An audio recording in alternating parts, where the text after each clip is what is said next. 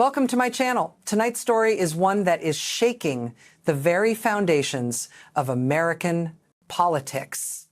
A story of loyalty, betrayal, power, and pride, and how a woman who once called herself Donald Trump's fiercest defender has now turned her back on him in public in full view of the nation. Marjorie Taylor Greene, one of the loudest and most controversial figures in modern American politics, has just announced that she is resigning from Congress. And not months from now, not sometime far in the future, her resignation takes effect on January 5th, 2026. This isn't just another political departure. It's a symbolic implosion inside the heart of the MA itself. Greene, the once unshakable ally of Donald Trump, the woman who built her entire career on defending him at every turn, has walked away, not quietly, but with a defiant roar. In her resignation letter and emotional video message, she declared that she refuses to be a battered wife, that she will not continue being, in her words, a battered spouse to Donald Trump. Think about that. A sitting Republican member of Congress comparing her relationship with the former president to that of an actually abused partner. In her message, Greene didn't hold back. She accused Trump of betrayal, of using his political machine to destroy her career. She condemned the Republican Party's leadership, calling Speaker Mike Johnson weak, calling the GOP feckless, and claiming that the party has lost its soul. And then she did what few in the MAGA world have ever dared. She said on camera that the emperor has no clothes, that Donald Trump is gaslighting his own supporters, lying about the economy, and abandoning the people who built his movement. For years, Greene was the loyal soldier, defending Trump through scandals, impeachments, and indictments. And for 2 years, Trump rewarded her with influence and visibility. But something changed. Their alliance turned to resentment. Their friendship turned to public warfare. And now, in a moment that feels both shocking and inevitable, Marjorie Taylor Greene has walked away from Congress, from Trump, and from the political empire that made her famous. Tonight, we're going to take you through everything. The words from her own mouth, the reasons behind this dramatic decision, the political earthquake it's causing inside the Republican Party, and what this means for the future of the MAGA movement and the 2026 elections. Because this isn't just about one politician quitting her job. This is about a fracture, a break in the foundation of the movement that has dominated Republican politics for nearly a decade. Stay with me, because by the end of this episode, you'll understand exactly why Greene says she's walking away, what it reveals about Trump's power, and why this could be the moment that changes everything for the GOP. Friends, don't forget to like, subscribe, and share this video. Because what's happening here isn't just a resignation, it's a warning. And the story behind it might just redefine American politics forever. When Marjorie Taylor Greene first burst onto the national stage, she was unstoppable, a firebrand, a fighter, a lightning rod. She proudly called herself the voice of real Americans who were tired of Washington's lies. For Donald Trump, she was the perfect ally, loyal, loud, and unafraid to say what others wouldn't. But what began as devotion has ended in open rebellion. And tonight we can finally see how that transformation happened. It didn't begin overnight. For years, cracks were forming quietly beneath the surface. Greene was once welcomed at Trump's rallies, invited to Mar-a-Lago, and praised as a warrior for the movement. She defended Trump during both impeachment trials, amplified his election lies, and echoed his conspiratorial rhetoric. In return, Trump's team elevated her profile, ensuring she became one of the most recognizable names in Congress. But inside that alliance, resentment was building. Resentment over control, over loyalty, and over who really spoke for the MAGA base. According to Greene's own words in her resignation video, the betrayal came in waves. She says Trump's political machine, the same one that helped elect her, began turning on her when she refused to follow orders blindly. When she dared to criticize him even slightly, she became a target. The final straw, she says, came when Trump poured tens of millions of dollars into campaigns designed to defeat her. She describes that as the moment she realized she was no longer part of the family, but the enemy. In her speech, Greene said she refused to be a battered wife, hoping it all goes away. That line has echoed across social media and political talk shows for days because it's more than just a metaphor. It's a statement of rebellion, a declaration that even inside the tightest political cult of personality, there comes a moment when fear turns into fury. Let's understand the context. Over the past year, Trump has been systematically reasserting control over his movement. Allies who wavered from former staffers to sitting members of Congress found themselves publicly humiliated or politically replaced. Greene's downfall followed the same pattern when she began calling for the release of the Epstein files, pushing transparency that might embarrass both parties. Trump dismissed her as a traitor. He mocked her publicly, called her Marjorie Taylor Greene, and told reporters that nobody cares about her anymore. For Greene, that insult cut deep. She had built her career fighting for Trump's causes, defending him from every accusation, and now he was leading the mob against her. She told supporters she was getting death threats, not from liberals, not from Democrats, but from May followers stirred up by Trump's rhetoric. Imagine that the same movement she helped build now turning its anger on her. Greene's resignation letter reveals a woman exhausted by chaos. She wrote, "I love my family too much to make them endure another hateful primary against me led by the president I fought for." Those words are remarkable. This isn't the language of defeat. It's the language of disillusionment. She's saying what few Republicans dare to say aloud, that inside Trump's political empire, loyalty is never enough. You can give everything and still you'll be discarded the moment you stop clapping. Then came her harshest words yet, aimed not just at Trump, but at the entire Republican establishment. She called Speaker Mike Johnson feckless and weak, condemned her own party for failing to govern, and described the GOP's leadership as a machine that destroys its own. These aren't the words of a fringe voice anymore. They're the confession of someone who's been inside the system long enough to see its rot. Greene's frustration wasn't just personal, it was ideological. She accused the Republican Party of being bought by big pharma, big tech, the military-industrial complex, and foreign elites. That's classic populist language. But what's striking is that she's now using it against her own side. She's saying the quiet part out loud, that me has become the very thing it claimed to fight. A political machine run by money, not conviction. Behind the scenes, Trump world operatives have been celebrating her downfall. Figures close to the former president, including far-right activists who once championed her, have gleefully replaced her with new favorites like Laura Loomer, the controversial media personality who has become Trump's latest ally. In Trump's world, loyalty is disposable. There's always another influencer waiting to take your spot. But Greene's story is also a warning. She's saying that the MGA machine doesn't just consume Democrats or liberals, it devours its own. And now, by stepping away, she's trying to reclaim something Trump's orbit doesn't understand: her independence. It sounds important to remember what she said at the end of her statement. "I'll be here by the side of common Americans to rebuild this country when they realize they hold the real power." That's the language of a woman trying to rebrand herself not as a loyal soldier of MAGA, but as a champion of the people betrayed by it. So what does this tell us? It tells us that the myth of MAGA unity has cracked. The idea that everyone inside the Trump movement moves in perfect lockup is gone.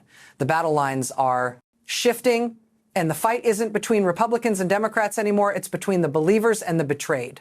Greene's resignation marks the first visible fracture in Trump's post-presidency dominance over the party. She isn't the first to rebel, but she's the loudest to do it from inside his inner circle. And that makes this moment historic, because if Marjorie Taylor Greene, the woman who built her career defending Donald Trump, can turn against him so completely, then no one in the Republican Party is untouchable anymore. Friends, what happens when loyalty turns into defiance inside a political movement built on absolute obedience. What happens when the once favored ally refuses to kneel? You get what we're seeing right now, the early stages of a civil war inside the mega world. Marjorie Taylor Greene's resignation has not only exposed her personal break from Donald Trump, it has ripped open deep divisions inside the Republican Party that have been quietly festering for years. Within hours of Greene's announcement, Trump's digital army struck back. His Truth Social posts were brutal, mocking her with that cruel nickname, Marjorie Taylor Greene. He told his millions of followers that nobody cares about her, that she was finished. His allies repeated the attack like a coordinated chorus. Loyal accounts such as Woman for Trump called her rotten from the inside out. Other MAGA influencers flooded social media with insults, celebrating her fall as proof that betrayal won't be tolerated. But the story isn't just about online bullying. Behind the scenes, Trump's political machine went into overdrive. Sources inside Republican campaign circles say his team began contacting potential primary challengers within hours of Greene's announcement, preparing to replace her in Georgia's 14th district with someone even more loyal for Trump. This isn't just about punishing a rebel. It's about sending a message, cross me and you're erased. Yet, what's so fascinating about this moment is that Greene's fall doesn't look like weakness. It looks like exposure. In her resignation speech, she didn't sound broken or afraid. She sounded disgusted. She described a party that refuses to govern, a movement hijacked by elite donor classes who can never relate to real Americans. Those words struck a nerve because they resonate with millions of disillusioned voters who once believed Trump's promise to drain the swamp. Now they're watching as the swamp turns inward, devouring its own. Let's look at the bigger picture. The Maya movement, once united under Trump's banner, is fracturing into competing factions. On one side are the die-hard loyalists who still treat Trump as a near-mythic figure. On the other are the former allies, people like Greene, who now see the movement as corrupted by ego, money, and fear. That split is beginning to define the Republican Party's future. And it's not just Greene. Others are quietly stepping back too. Conservative commentators who once cheered Trump are growing cautious. Some House Republicans have stopped attending Trump's rallies. Even prominent donors are signaling frustration, complaining privately that Trump's campaign funds are being used to settle legal battles rather than win elections. The energy that once propelled MAGA forward now feels scattered, suspicious, and angry. Greene's story has become a rallying point for this unrest. Supporters who once dismissed her as extreme are now echoing her words about corruption and control. She's right. One conservative radio host said this week, the machine is broken. They don't want independent thinkers, only servants. Think about that. When the same movement that demanded loyalty starts being accused of dictatorship by its own members, you know the foundation is cracking. Trump, of course, thrives on conflict. He's made a career out of turning allies into enemies and enemies into ammunition. Every feud keeps his name in headlines and his base energized. But this time feels different when Greene called him a battered husband figure and accused him of gaslighting his followers. When she said there's no plan to save the world, no 4D chess game being played. She wasn't attacking a policy. She was attacking the myth that holds the movement together. The idea that Trump always knows what he's doing, that's dangerous for him because once followers begin to question the myth, they begin to question everything. And that's exactly what's happening. On right-wing forums that once banned, criticism of Trump discussions are now filled with uncertainty. If he can turn on Marjorie, one supporter wrote, "Who's next?" Another asked, "Are we still the movement or are we just his fan club?" Greene's resignation might have started as personal retaliation, but it has sparked something larger. A conversation that Trump cannot control. For the first time since 2016, AJA isn't moving in one direction. It's splintering. And those cracks are widening every day. Inside Congress, the reaction has been mixed. Some Republicans are relieved, seeing Greene's exit as the removal of a constant distraction. Others are nervous, fearing that her public rebellion will embolden more dissent. Speaker Mike Johnson, the man she called weak and feckless, has stayed mostly silent, perhaps knowing that anything he says will anger one side or the other. His silence speaks volumes about the state of his party, a leadership too afraid to lead. Meanwhile, Democrats watching with a mixture of astonishment and irony. For years, they were the targets of Greene's conspiracy, laden fury. Now, they're watching her tear into the same people she once defended. One Democratic strategist said, it bluntly, we don't have to attack my gay anymore. They're doing it themselves. The imagery of this moment is unforgettable. 2 years ago, Greene stood behind Trump at rallies shouting slogans about loyalty and strength. Today, she stands alone talking about betrayal and decay. Her resignation video isn't just a political statement. It's a confession, a warning, and a prophecy all at once. But here's the deeper truth. Trump's revenge may backfire. Every insult he hurls at her, every smear his allies post online, reinforces her central claim that the movement has become toxic, cruel, and self-destructive. Greene may have left Congress, but she hasn't left the stage, and as long as she keeps talking, she threatens to become something Trump fears more than an enemy. A mirror reflecting what the movement has become. A cult of personality that punishes honesty and worships control. This is what happens when power turns inward. The same tactics once used to attack opponents are now being used to purge the faithful. And the result isn't victory, it's implosion. We're witnessing the start of a battle not just for political control, but for the soul of a movement that once promised to make America great again. Now, its own members are asking whether it can even save itself. Because when a movement starts devouring its own leaders, it stops being a revolution. It becomes a reckoning. Friends, the impact of Marjorie Taylor Greene's resignation isn't contained to one congressional seat in Georgia. It's sending shock waves through the entire political system in Washington, D.C., in state capitals, in Republican donor circles, and even among the grassroots activists who once wore red MAGA hats with pride. There's confusion, anger, and disbelief. Because if someone as loyal, loud, and influential as Greene can walk away, then no one is safe from the collapse that's coming. Let's start on Capitol Hill, where Greene's announcement hit like a thunderclap. Just hours after she posted her resignation video, reporters swarmed the corridors of the Capitol looking for reactions. Most Republicans refused to comment. The silence was deafening. Behind closed doors, however, the panic was real. Senior GOP aides described the mood as shell-shocked. One staffer told Politico that the party had lost its wild card, meaning that as chaotic as Greene was, she gave voice to a powerful segment of the base. The angry, disillusioned voter that Republicans still need to win elections, now that voice is gone, and what remains is an uneasy vacuum.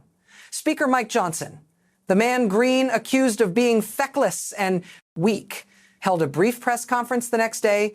He congratulated her on her service, but his tone betrayed something deeper: embarrassment. For a speaker who's already struggled to unify a divided caucus, losing a high-profile figure like Greene only highlights his weakness. He knows it. His party knows it. And the Democrats definitely know it. And speaking of Democrats, they're quietly celebrating. Greene was one of their most relentless antagonists. She disrupted hearings, shouted insults across the chamber, and spread conspiracy theories on live television. To them, her exit is more than relief, it's vindication. But they're also watching something more important unfold: the slow implosion of a Republican Party that can't control its own extremists. What's striking is that Greene's resignation doesn't just affect the optics of Congress. It reshapes power dynamics within it. Her departure leaves open committee assignments, donor networks, and media airtime that other ambitious Republicans will rush to fill. You can already see the vultures circling far-right figures like Matt Gates, Lauren Boewert, and Paul Gosar are jockeying for her audience, hoping to inherit her supporters. But here's the irony. Greene's downfall shows that these same firebrands are disposable. The loyalty test never ends. They might be next. Now, let's turn to Georgia, where the political fallout is immediate and fierce. Greene's district has long been a mega stronghold, deeply conservative, passionately pro-Trump. Yet, even there, voters are divided. Some feel betrayed, accusing her of quitting just because she lost Trump's to favor. Others see courage, saying she finally stood up to the man they once worshiped. At a diner in Dalton, Georgia, a local business owner told reporters, "She's right. Trump's forgotten the people who put him there. Maybe she's the only one with guts left." That sentiment, quiet, uneasy rebellion, is spreading faster than the party expected. Financially, this resignation is a nightmare for the GOP. Greene was a fundraising powerhouse. Her fairy speeches and viral controversies brought in millions from small-dollar donors across the country. With her gone, that pipeline dries up. Even worse, the spectacle of her public feud with Trump is scaring big donors who crave stability. Wall Street Republicans and corporate PEXAR are now wondering if investing in a party at war with itself is worth the risk. The chaos doesn't stop there.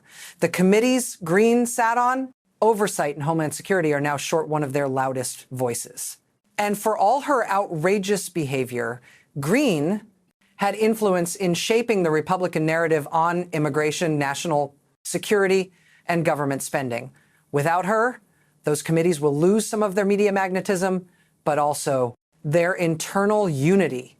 She was both a megaphone and a lightning rod. And love her or hate her, that combination gave her leverage. But perhaps the most fascinating reaction has come from within the MAGA grassroots. Online forums that once idolized her are now in full-blown civil war. One side calls her a traitor who abandoned the cause.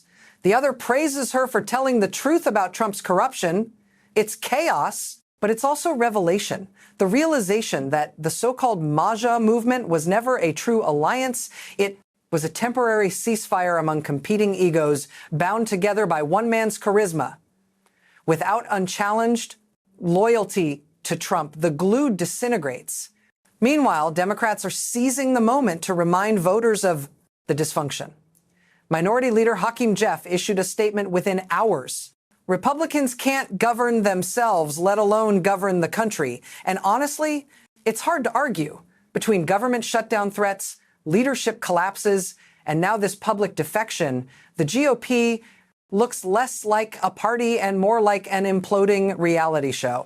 Let's step back and ask why Greene's departure feels so significant. It's not because she was moderate. She wasn't. It's because she embodied the chaos that defined this era of Republican politics. Her conspiracy theories, her public feuds, her defiance, all of it reflected the energy of Trump's America. When she thrived, the movement felt invincible. Now that she's walking away, it feels exposed. There's also the symbolic timing. January 5th, 2026. The date she chose for her final day is one day before the anniversary of January 6th, the darkest day of Trump's legacy. Coins, maybe? But for a woman who once called that day patriotic, the symbolism is haunting. It suggests reflection, even regret. It's as if she's saying, I've seen what blind loyalty creates and I won't be part of it anymore. The psychological dimension can't be ignored either. Greene described herself as a battered wife in a political marriage gone wrong. That metaphor isn't just personal, it's political theater. She's portraying herself as a victim of the very system she once defended. It's both strategy and confession. By playing the survivor, she reclaims moral ground, painting Trump as the abuser and herself as the one who finally walked out. And in a strange twist, it's working. Polling in her district already shows a surge of sympathy among voters who once dismissed her as too extreme. And then there's the ripple effect on other Republicans, especially women in the party. Greene's words have struck a chord among female GOP lawmakers who've long felt bullied or sidelined by the male-dominated May-J machine. Privately, a few have admitted they understand exactly what she meant. That's how movements crumble. Not through sudden explosions, but through quiet defections, whispered doubts, and growing exhaustion. So what happens next? Congress will move on. A new face will fill her seat. Trump will find a new loyalist to parade on stage. But something deeper has shifted. The myth of unbreakable MAGA unity has been shattered. Not by Democrats, not by the media, but from within. When future historians look back on this moment, they won't just see a resignation. They'll see a turning point, the day when the movement that claimed to speak for common Americans began devouring itself. Marjorie Taylor Greene walked into Congress as a soldier in Donald Trump's army. She's leaving as its first high-ranking deserter.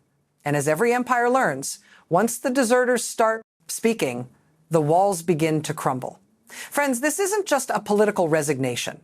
This is a reckoning, one that's been building for years beneath the surface of the Republican Party.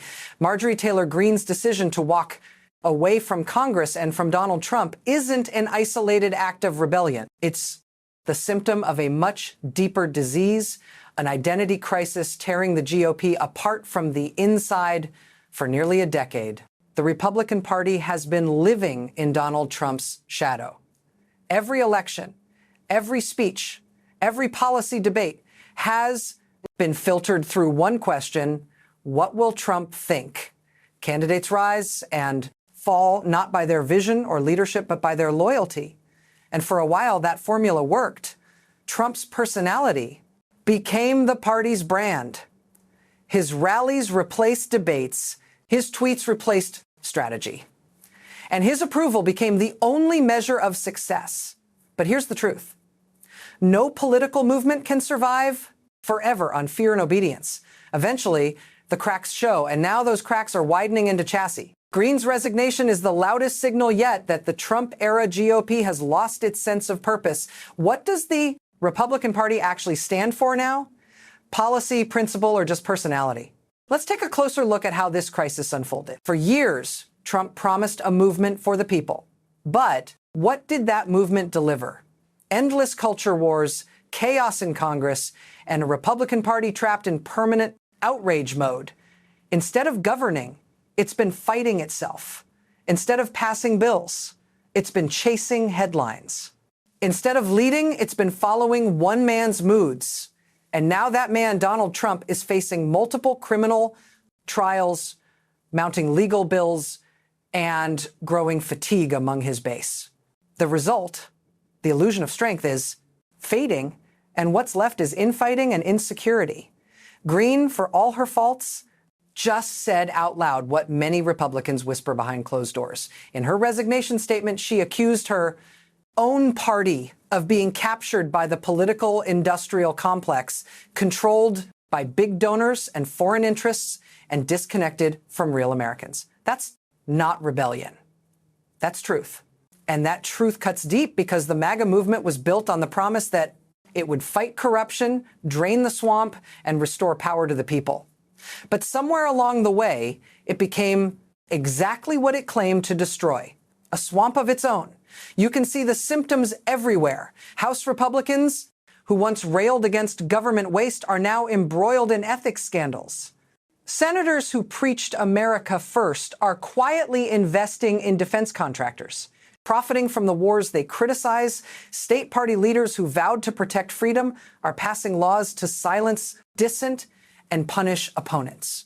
The hypocrisy has become the ideology, and voters are noticing. In focus groups across swing states, lifelong Republicans are expressing fatigue, not with conservatism, but with chaos. They're tired of the constant feeds, the purity tests, and the name-calling. They're tired of watching leaders act like social media influencers instead of lawmakers.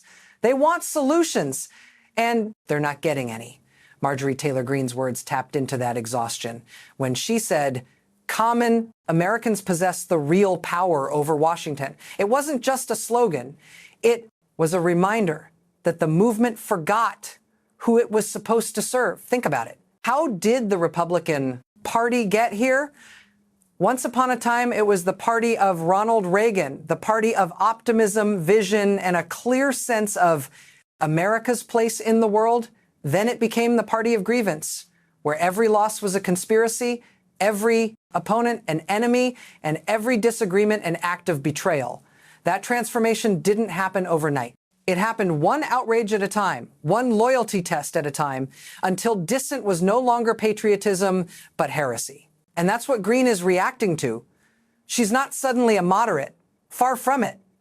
But she's seen firsthand what happens when a movement becomes a cult. She's seen what happens when your entire identity depends on pleasing one man.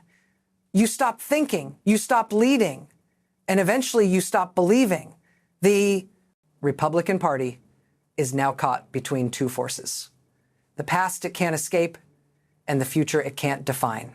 On one side, Trump and his diehard loyalists still dominate the conversation, demanding absolute obedience. On the other, a growing number of conservatives, from Greene to Nikki Haley to even some Trump-era donors, are questioning whether that obedience has turned into political suicide. This isn't just a leadership crisis, it's a moral one. What do you do when the leader you built your movement around becomes the very thing holding it back? Do you stay silent, hoping things improve, or do you walk away knowing you might lose everything? For Greene, the choice was clear and explosive. Her resignation sets off a chain reaction that the Republican establishment can't control. Other lawmakers are watching closely. Some are quietly taking notes, because if Greene, one of Trump's fiercest defenders, can leave and survive politically, it gives them permission to do the same. It tells them that maybe, just maybe, the cost of rebellion isn't as high as they feared. Meanwhile, Democrats are capitalizing on the chaos. They're framing Greene's exit as proof that Trump's party is collapsing under its own contradictions, and in many ways, they're right. The GOP can't decide if it's the party of the Constitution or the cult of personality. It can't decide if it wants to govern or perform. And as long as those questions remain unanswered, the cracks will widen. There's also an international dimension here. Across the world, authoritarian-style movements built on strong men are beginning to fracture in similar ways.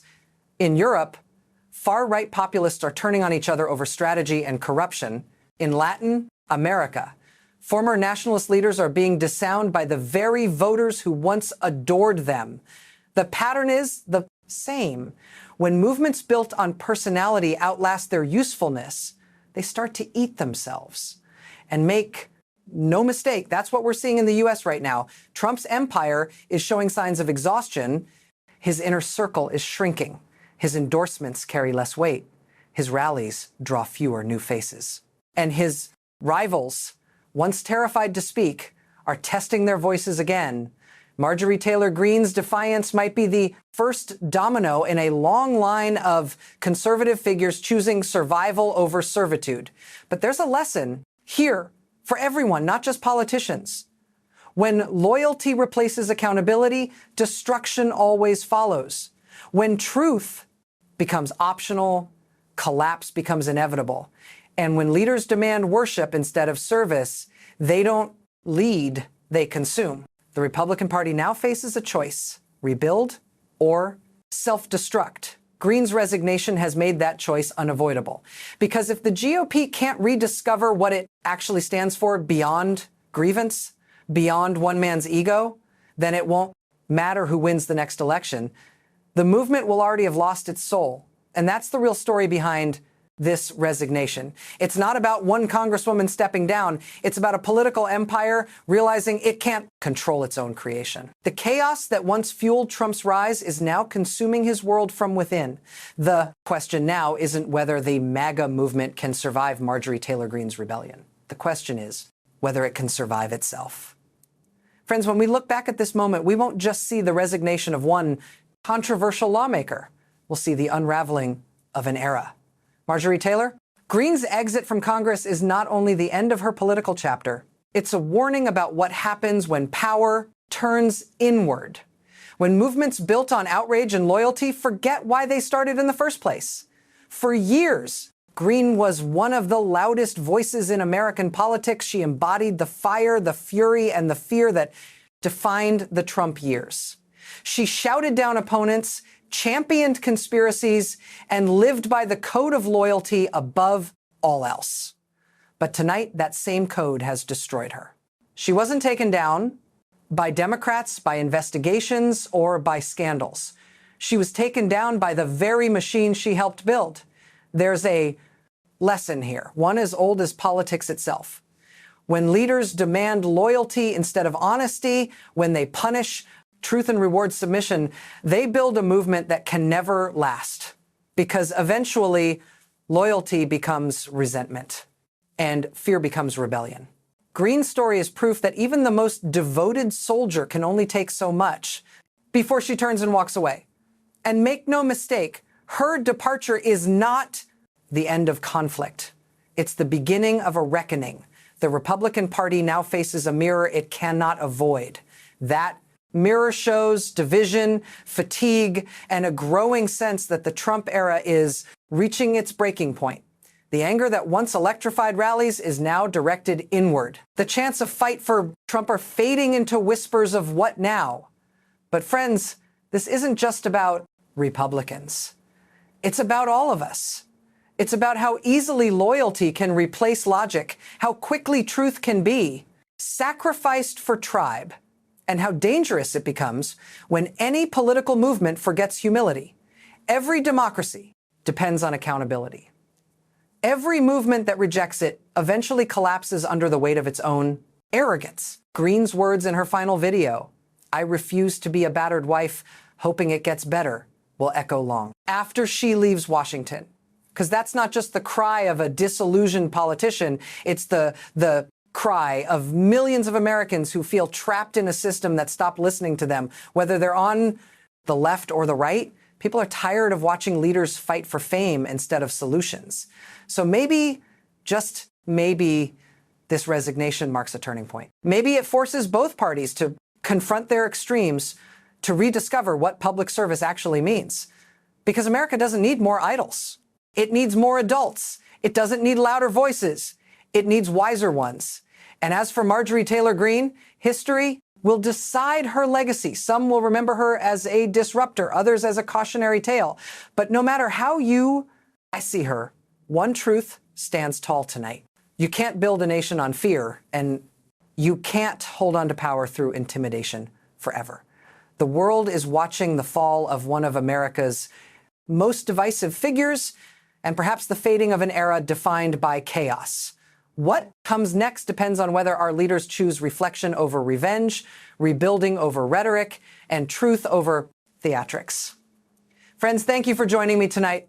Like and subscribe to my channel.